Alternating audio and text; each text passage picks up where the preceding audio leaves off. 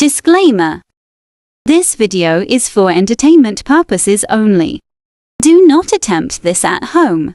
Vitiated how to will not be responsible because you decided to be a cheap ass and not hire a professional. On with the show.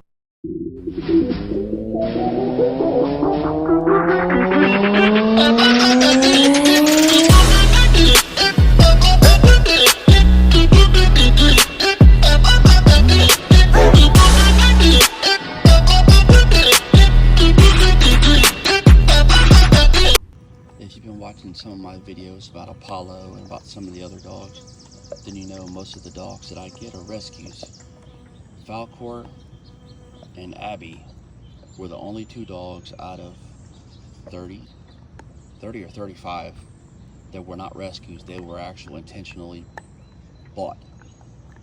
So, we're going to, I don't know how many videos this is going to end up being, but it might be a long one, so I might have to break it up in a couple. I don't know. I met a lady the other day.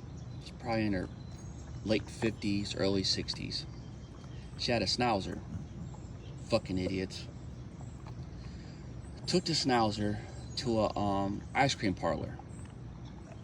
It was a rescue, and it was obvious that she had never had a rescue before. And so this poor little guy was flipping out. He was barking at everything, biting at certain dogs, and a whole bunch of other things going on. And I just was watching him, and watching him reminded me of Apollo when I got him. Apollo and his fear aggression and the separation anxiety.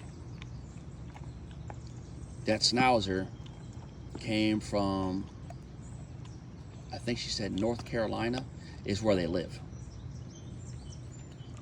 She got it when it was 6 months old out of a shelter.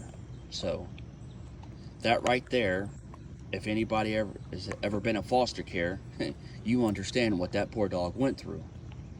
So she gets it out of the shelter, and however long they stay in South Carolina, and then they go from South Carolina to 800 miles away to visit some of her family in a strange place that the dog's never been before. And then she can't figure out why he's acting the way he's acting and tries to discipline him. So I sat there eating my ice cream probably about 30 minutes. And then I walked my ass over and I said, "Look, man, where'd you get the dog?" I started talking to her and conversating, and then that's when she told me everything about it. And then I proceeded to explain to her like I'm about to explain to you. But there's a few things I left out. A, if any of you people have ever been in foster care, you would understand what a rescue dog goes through, especially a dog in a shelter. You would understand. Anybody that has never been in a foster care is the worst thing on this fucking planet. It is. I don't care if you're in a foster care facility or if you're in someone else's home. It is the worst thing on this planet. Because you are the kid that didn't belong. Just like the dog. You are the dog that didn't belong. And we feel that way. I was in foster care when I was really little.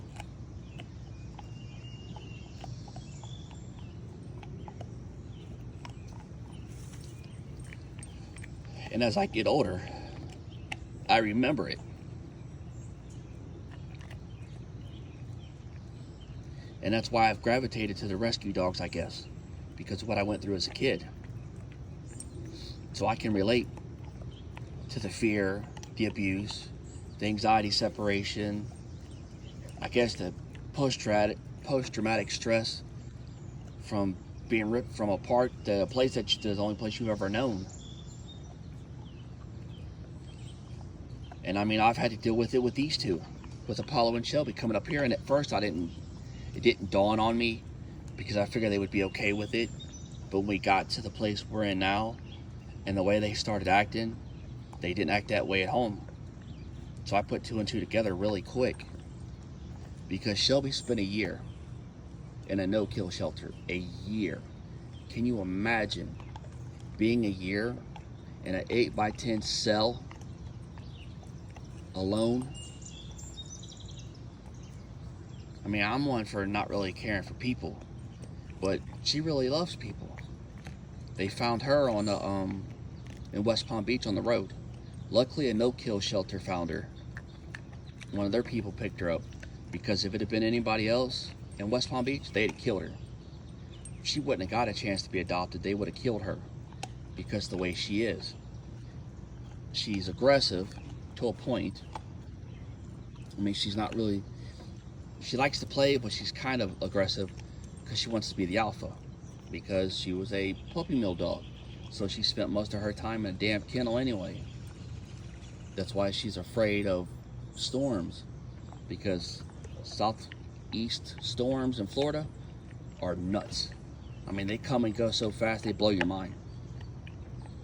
And then Apollo over here, I took him, he was 1.5 years old. I think he was being mistreated because the way he acted. I don't think the guy did it. I think the girlfriend took in, it might have been the guy, because he don't like guys at all. But he was okay with the guy that owned him and his dad, so I don't know. But when I got him, he was on a high dose of Prozac. He had a shock collar and a choker, and I'm scratching my head. I understand Shelby, but Apollo, somebody spent a lot of money on his training because he's well trained. So I don't understand what was the need for that, other than just too lazy. And then they had a kid. The guy got the dog, then he got the girlfriend, then they had the kid. And then she didn't work and he did. So we all know how this generation works out. They barely take care of their goddamn kids, let alone their animals. So the guy got rid of Apollo. She got something, she found me, because she's in one of the groups. And I contacted, yada yada. I went up and got him. And the guy cried. His parents cried. I don't know why his parents couldn't take him. There was something, I don't remember what it was. But there was a real good reason why they couldn't take him. So I brought him home. And for the next 16 hours, we were fighting. I had to tie his ass up so he wouldn't chew me up, because he was afraid. We were fine before we got in the van. But on the way home, when we got far enough away, he realized that we weren't coming back. Yeah, the aggression kicked in. And then it went nuts from there. It took me 30 days to get him okay. 1.5 weeks, 2 weeks, all I could do is take him outside, let him go to the bathroom, put him back in a room. I couldn't do nothing else. Because I did it for after about a week. I let him out for a little bit, and then he thought he was going to try to corner me and stick his claim on the hallway and not let nobody by, or just not let me by. So I had to solve that problem too. But again, it's back to the fear aggression. Wasn't no big deal to me. I understood it. I dealt with it. Took time. It took about a month. And then now you see how he is. We've been here 2 months. They've calmed down quite a bit. But the idiots here, with their dogs and their yo-yos that the dogs are on, will try to get real close, and Apollo ain't having it. Shelby, I think, will play with them. But Apollo ain't having it. He wants his fucking space. You leave him alone. Anybody that has a Corso understands that. Alright, now. So if you have a dog that's like these, you just got to be mindful.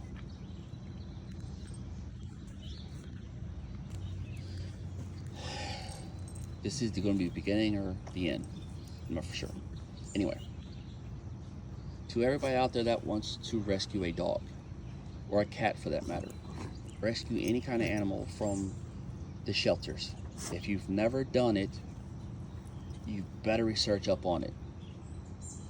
Because getting a dog from a shelter or rescuing a dog is like getting a kid from foster care. And this is going to be where I explain kind of the foster care and shelters. So this will be probably towards the end. Because all you people out there that just think you're getting it is fucked up. Because you got a big thing ahead of you. Back where we live, there was a guy that got this dog out of the shelter, returned it. He had it for 3 or 4 days, returned it back. That was the second or third time that that dog had been returned. So it was put on the kill list, and the dog was put down. Now, this is going to be mainly about getting rescues. If you have children, don't get a fucking rescue dog. You're not going to do the service to the dog, and you're not going to do service to the kid. I hate it for them to be put down, but I hate it more for a child to get fucking hurt because your goddamn participation trophy entitlement thinks you can do whatever you want to do, and you're going to bend the dog to your will. That's not going to happen. Rescues are set a certain way, just like a child from the foster care. Unless you get them really little, I mean really little, like 6 weeks little. Any older than that, then they done kind of have a mindset. They've done been through the system and done had problems. So then you've got problems to deal with.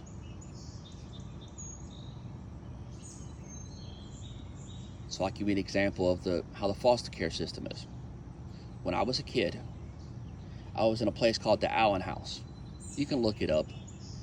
In late 90s, early 2000s, they were shut down for child abuse. I ain't explaining no more. You can find out the rest. Because TikTok or YouTube will hit this damn video if I explain more.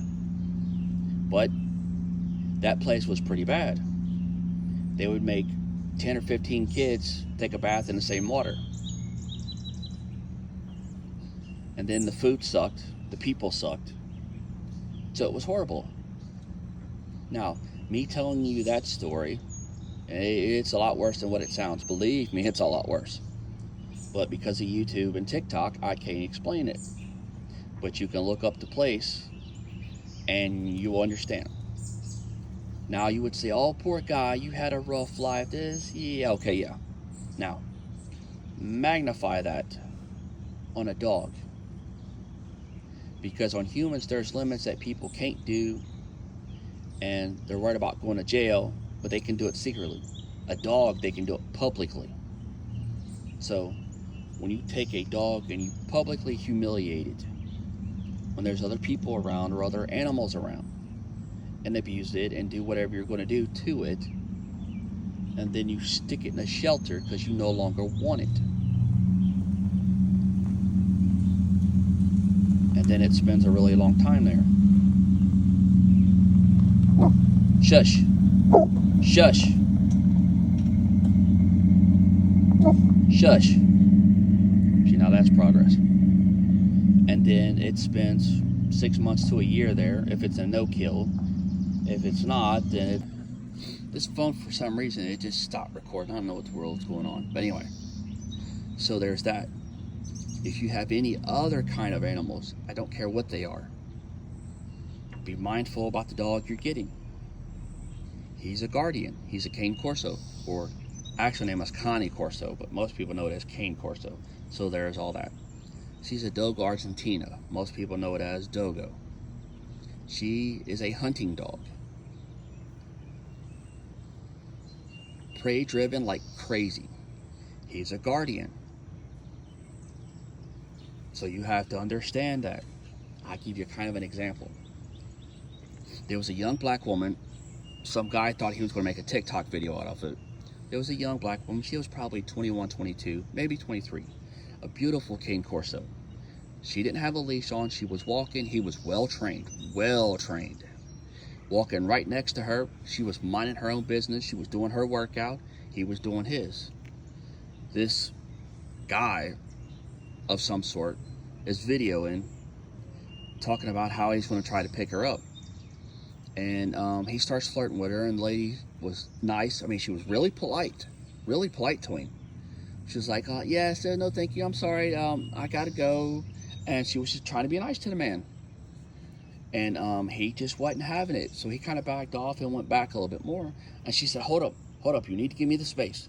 My dog will bite you, you need to give me the space. You need to step back.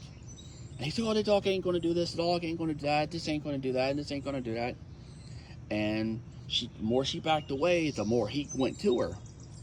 And the dog seen what was going on, and the dog chewed this guy a new ass. I mean, chewed him up. And he's like, get your dog, get your dog, get it. And she was commanding the dog. She didn't have nothing to pull him off of. But me personally, should let him chew his ass up. But that's me. Because this day and age, if a guy won't leave you alone and he's that forceful, there's something wrong. So the dog stopped after the guy walked far enough away from her. The dog stopped and walked away. And then the guy started babbling, running his mouth. And she's like, hold up. I told you to give me my space, and you proceeded, so that's your fault. That's the background on how the county corsos are. Now, there's other breeds that are even worse. And some of them breeds, if they hit a no-kill shelter, they're put to death. Where I live, the way Shelby is, the shelter there, they'd have killed her instantly. It would have been no doubt, because nobody would have took her. She'd have been dead within a week. There was an actual dogo there, and I was trying to figure out a way to do it. But I couldn't, because I was coming to where I'm at. And living in a 37-foot 4-slide travel trailer that's a fifth wheel, 3 big dogs like that, I just couldn't do it. And I was trying to get people that I knew, hey man, this and this, till I come back, yada yada. I tried. I mean, I wish I took them all. There was 5 of them. And it was upsetting, because I know they all got put to death. I know it. And it just sucks. You can't save them all. Love the ones you can. And not knowing the histories of some of the animals, you don't know what you're getting. It's kind of like Forrest Gump's life's like a box of chocolates. You never know what you're going to get. Yeah, with rescues, you don't. And it's just, luckily, me and my wife have been experienced with it since we've been together for 20 years. And then I've had rescues before then. Every dog before then I had was a damn rescue. So I've had them all of my adult life. And if you're not experiencing it, it's going to be bad for everybody. Especially a kid if you're not careful. Because some, especially the little dogs, if the little dogs ain't been around kids and raised around kids, they don't like kids. Or like how Falcor is, he'll tolerate the kids, but I guess because of where he came from, I think the lady had kids and they kind of roughed him up and scared him. So now he's afraid. So he gets kind of aggressive and kind of nips at him. He don't bite him, he just kind of growls at him and nips at him to, hey, get away from me. So, and that's just happened of late. He ain't fixed or nothing yet. And then I've had a lot of pit bulls. Actually, I had a wolf for a while. I had a gray wolf. And he was a rescue, believe it or not. The gray wolf was. There was a guy where I lived, had him on a damn little dinky little chain. I mean, it was a little chain. That wolf broke the chain, jumped a 6-foot fence, and killed the neighbor's 2 pit bulls. Just killed them. I don't know why. Ain't got a clue. Because when I brought him home, I had 3 pit bulls. But they were all females. The neighbors was male and female, so I don't know. I'm guessing, this is just spitballing here, I'm guessing the neighbor walked the dogs in the front yard and let them piss in his front yard, is my guess. Because that will piss a dog off. If another dog pisses in its yard, then if they see that dog, then there's going to be a problem. That's a fact. That's the only thing I can think of, because when I brought Smokey home, he loved the girls. Because I had Lady, I had Little Bit, and I had Abby, and he loved all three of them. They'd all play together. It was cool. I mean, they loved it. But that was the roll of the dice, man. It could have been bad. But I was prepared for it, and I knew how to deal with it if it would be bad. And many other people don't. Pit bulls are some of the worst rescues. It's not their fault. It's really not. Especially in the South, where dog fighting is rampant. Because they're too chicken shit to get in the ring themselves and fight. They would rather fight dogs. That's a fact. Sorry I paused. It's just it fires me up talking about it, but it needs to be said. All this needs to be said. And I mean, some of them are really nice and some of them ain't. And it's through no fault of their own. It really isn't. It's just how they are down there. And it's crazy. So pit bulls get a bad name. What, Apollo? Yeah, I know. I'm talking about you.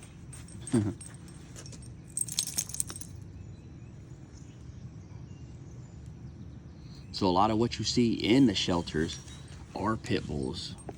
And a lot of them are dogs that were puppy mill dogs that some backyard breeder did. Get over here. And they just turned them loose. They didn't want to deal with them.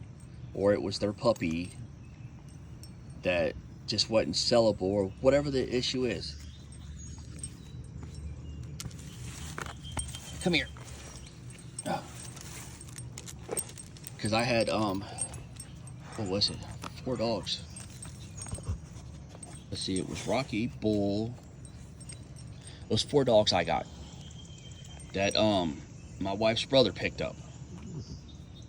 And I'm guessing they were, one of them was a rescue, one was a blue female pit, and the other 2 were some kind of bulldogs. And then it was another one that was something else, and I don't remember what she was. And some guy in a pickup truck in the storm and rain pulled off to the side of the road, opened the door. It was at a stoplight. He kind of pulled to the side a little, at a stoplight, threw these fucking dogs in a mud puddle and left them. My wife's brother pulled over, picked them up and said, look man, hey, I got these dogs, I can't keep them, can I bring them to you? Bring them on. And I found homes for every one of them. I found homes for Rocky and Bull after they tore up my damn water line and busted my water line. Them little shits. Oh, I could have killed them for that.